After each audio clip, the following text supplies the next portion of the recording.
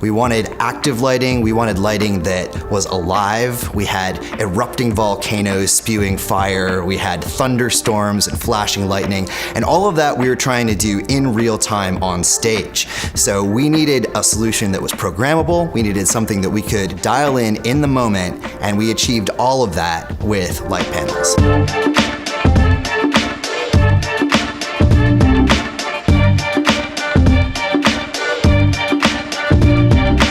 Hi, I'm Daniel Byers. I'm the director of The Lion and the Firebird. It's a Paleolithic epic set in 40,000 BC, and we created it using virtual production technology, one of the first times that's been done by an independent outfit. And in order to bring that ancient world alive, we not only created our virtual environments in the Unreal Engine, but we also had to dynamically light the space.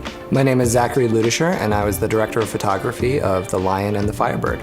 I wanted everything to feel as real as possible. I wanted it to feel like we had shot on the middle of a mountain step.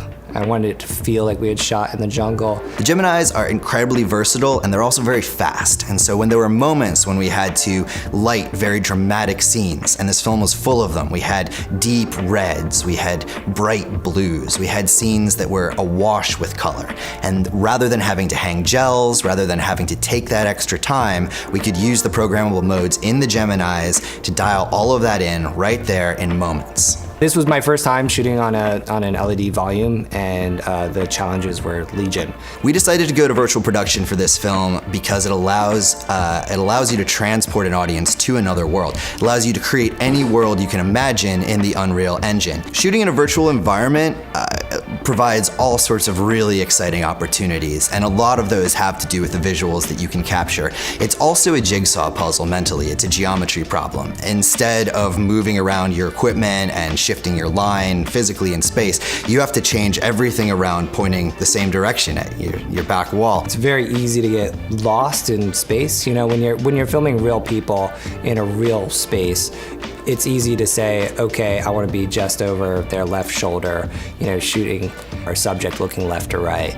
And you can think, okay, now we want to shoot right to left, but you're not moving the camera, which is just how we think. We just think about building that match shot by walking around and shooting that other direction. But spinning the world and then just readjusting the people, turning them to face each other in the other direction, that was a challenge to figure out. And having lights that could move quickly and easily from one side to the other to match the lighting was critical. Gemini effects were really important for us. We're going back to an ancient world lit by firelight and moonlight, and so the programmable modes, particularly the fire flicker on the Geminis, allowed us to create in this indoor space where we couldn't actually light a physical fire, the effects of the flickering of a fire on people's faces as they cook, as they sit around, a burning light source. We could add in the fire in post and bring it all together. The other thing we did too was, we had lightning go off, and that played way better than I thought it would, in part because we would sort of cue it in the virtual environment, and then we would flash those 2x1 Geminis up at basically at full with just a little bit of coolness, on them.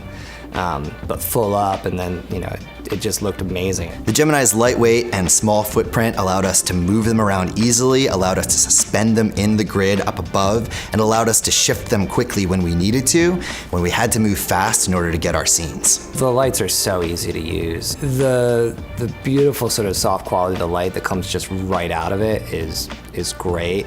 And then you can start working with it. You don't even need to start putting something up in front of it and you get a good quality light, but then you throw a silk up in front of it and it spreads out so beautifully and it just molds so well.